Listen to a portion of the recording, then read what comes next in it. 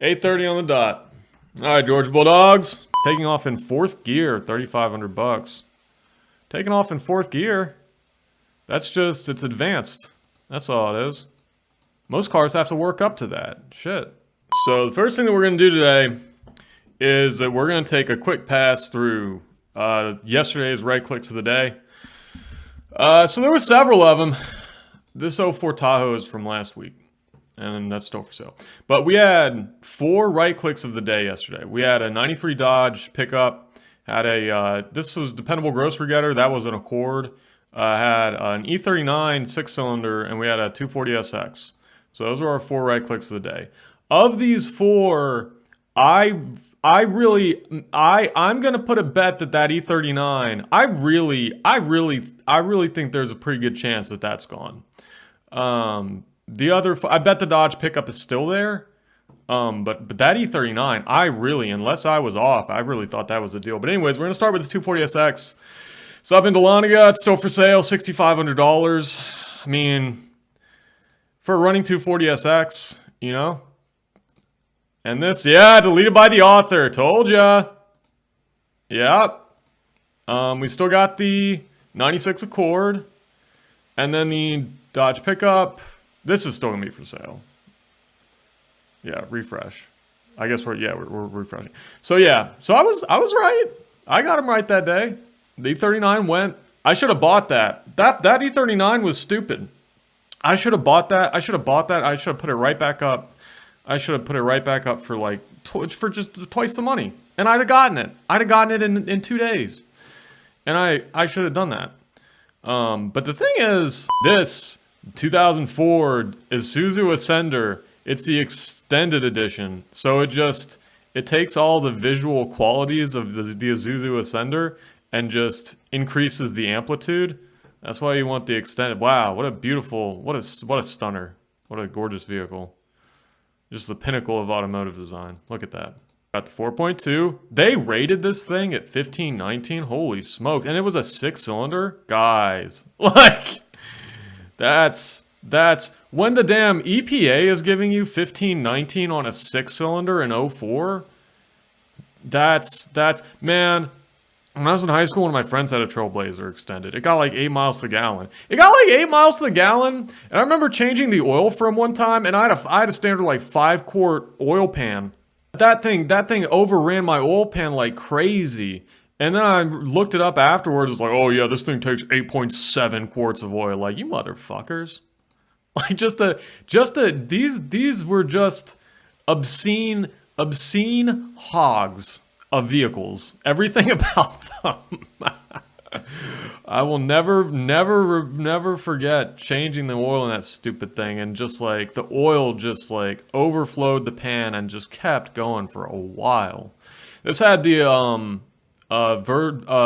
virginal optional equipment package version, power driver seat, driver passenger side airbags, keyless remote entry. It's got a something auto theft or something, front rear floor mats, whatever. Oh, you know what? Here's the thing, is that I really cannot have a hard time about this, because when you're asking 5K and you've got a 106,000 mile vehicle, and you've got a binder. Look at that binder.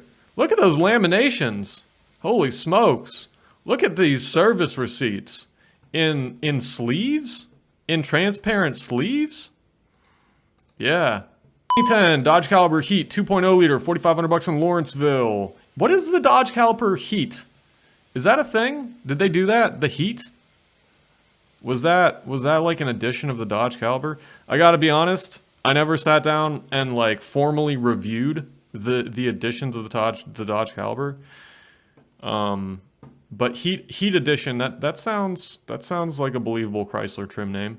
Bought in April 2018, 172 on a new Michelin's. Yeah, the issue here is the price is going to be, the number for the price is going to be excessively large. That's going to be your issue with that one. Nice car. Decent car. Ford White, Toyota Camry 03, Norcross. This is nice. This is really nice. Clean title in hand, emissions passed today, but that's such a flip. Runs great, very good conditions, very clean inside. AC very cold. CD player, sunroof, 4 new tires, call. Yeah, that's a very flippery ad. No license plate. You got no license plate. There's nothing in the car. Ah, he does have some stuff on his keychain. He does have some stuff on his keychain. So that's kind of something. I mean, where are your factory floor mats though? Like you can tell by the indentations in the carpets that the factory floor mats were there until not that long ago. You know? And just where did they go?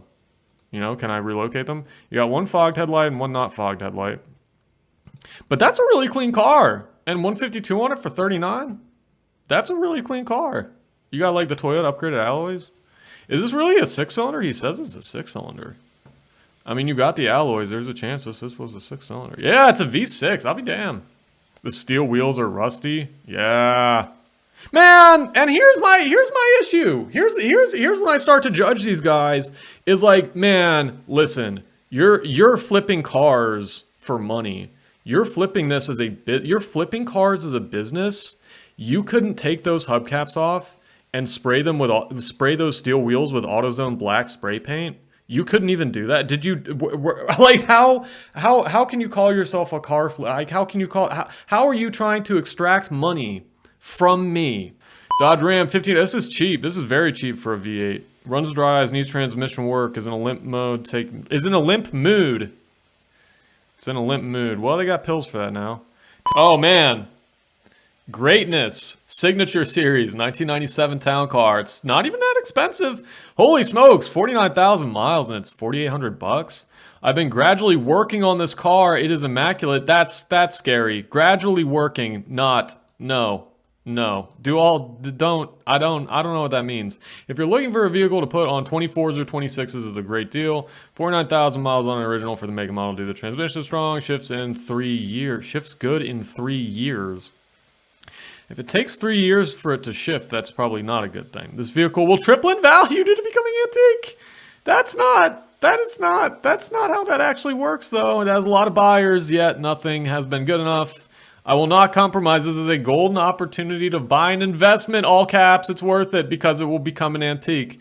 Yes, so as soon as a car hits the 25-year mark, everybody knows. Even if it's something nobody really cared about. Not that I don't like these, because I do. What does he say? What does he say on the for sale sign? Year 97, almost antique. He's really putting all his eggs in the antique status basket, isn't he? And also 97, how many years ago was that now? That was 26 years. So if you're going by 25 years, then that is already antique. Comes with lifetime warranties on tints and other car parts. Oh, thank God, my window tint has a lifetime warranty. Let's see, we got a comment. Because they made so few town cars. Yeah, that's right. Wow, look at this. Look at this maintenance record on graph paper. On graph paper.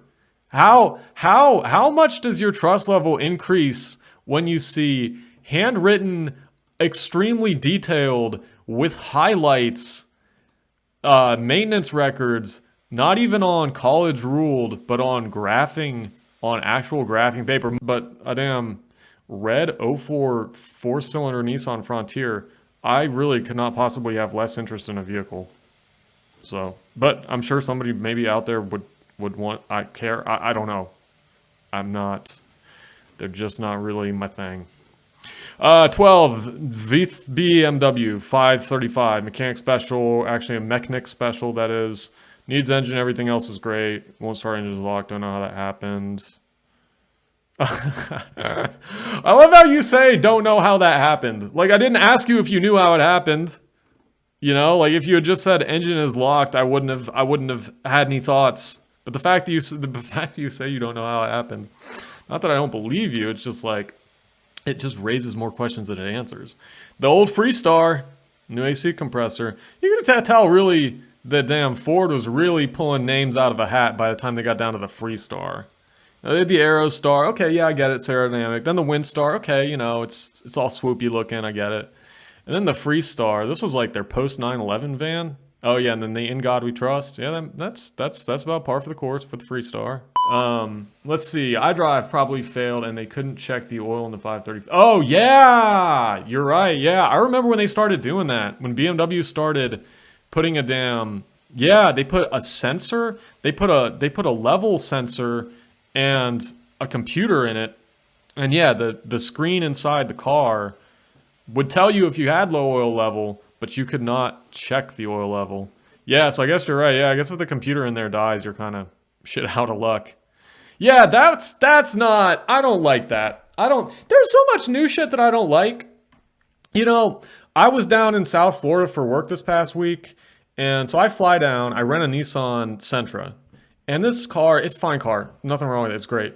But like this thing is push button start, which like in 1 week of driving that stupid car, I realized this is the dumbest invention ever made by mankind. Push button start.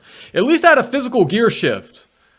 You know, it didn't have a dial gear shift. But my thing is like, look, my car, I have a key, like a regular key car, right? When I get in that car, I take the key out of my pocket, stick it in the ignition, I turn it, and you have the whole physical sensation of taking this actual physical item which has mass and is tangible and sticking it in the car, and it's just like you just have this physical sense of control because you know where the key is. How do I know what position what status a car is in? Well, because I can directly see the key, which is a physical thing, and I can see where it's twisted to. I can touch the key and feel where it's twisted to. Like, how do I know I'm good to leave the car? Every time I got out of that stupid Sentra, I would stop, think, look around, like, okay, do I have the key fob? Is it in my pocket? Check my pocket. Okay, is the car on or off yet? Because you can't even tell if the thing's on or off.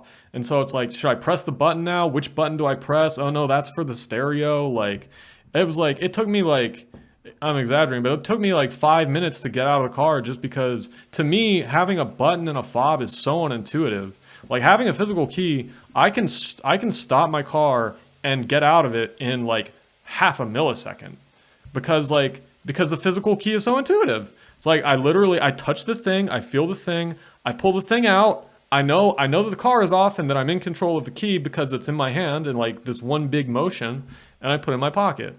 Anyways, that's rant of the day. But yeah, it's shit like that when they start sealing the transmissions, and then they say, oh no, you don't need an oil dipstick. Like, yeah, to hell with that. Like we're gonna soothe ourselves. We're gonna let all our problems wash away by just taking it all in with this Buick. I don't like the hubcaps. I really don't like the hubcaps.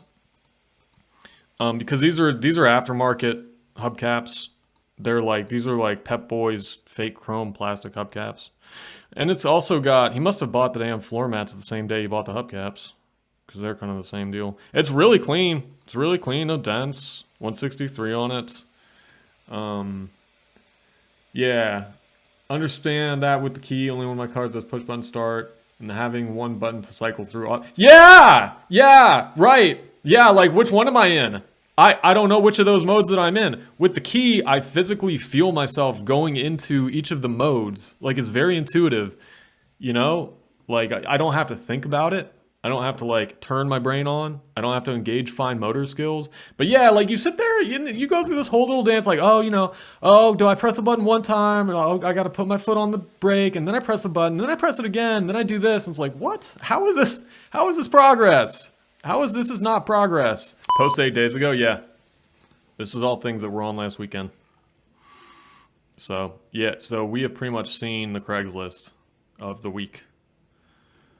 Yeah, this is all stuff that's fine, that's fine. I gotta go outside and start cutting my grass and that stuff. Yeah, no, you're right. The GX 470s are underrated compared to 4Runners. If I was in the market for a 4th gen or 5th gen type of vehicle, I would, yeah, you're absolutely right. Like, I would explicitly search for GX 460 because the 4Runner's such a big brand name. People searching for 4Runners are going to search for 4Runners, and that's going to drive the prices up, drive the market up. The GX 470 is the way to go. It's definitely the smart choice. And yeah, and it's like, you know, people go crazy over the 4Runner V8 because it's like, oh, it's the one 4Runner that ever had a V8. It's like, yeah, but they've had V8 4Runners.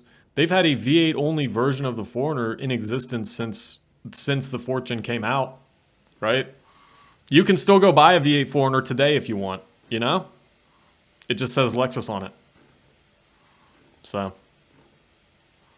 and it's nicer, and it's going to be less money used. Yeah.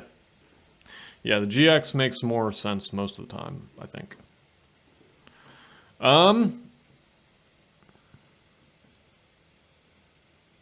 Yeah.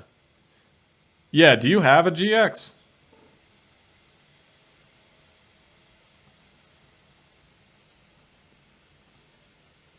Okay. Yeah, my sister has a newer one. She has the 460. Yeah. White with black interior. I wish I had a tan interior, but it's nice.